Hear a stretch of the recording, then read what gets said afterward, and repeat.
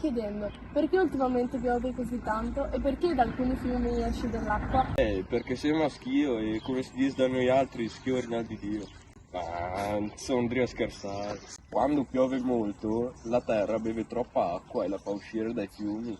Come quando la nonna Bruna mette troppa acqua per fare la pasta e l'acqua salta fuori. Dentro le nuvole le goccine si uniscono formando una goccia più grande che alla fine cade formando la pioggia. Immagina che l'acqua della pioggia si accumuli troppo e inondi la città come una grande piscina. Nel 1951 a Vicenza è successo proprio questo.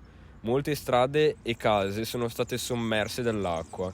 Poi nel corso degli anni le persone hanno cercato di proteggere la città facendo grandi lavori come costruire idrovore per far scorrere via l'acqua più velocemente, ma nonostante questi sforzi a volte l'acqua è diventata troppo forte e ha causato grandi alluvioni, come quelle del 2010 e quella di adesso, no?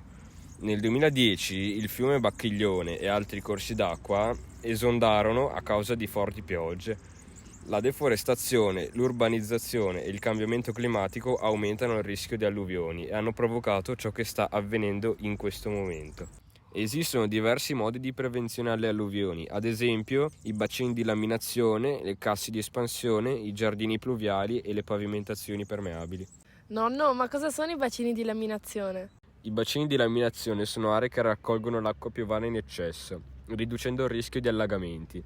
Le casse di espansione sono spazi simili che controllano il flusso dell'acqua, evitando danni alle strutture e all'ambiente. Le pavimentazioni drenanti sono superfici permeabili che consentono all'acqua di penetrare nel terreno, anziché ristagnare sulla superficie, aiutando a prevenire allagamenti e a ricaricare le falde acquifere. I giardini pluviali sono aree verdi progettate per assorbire l'acqua piovana e ridurre il rischio di inondazioni.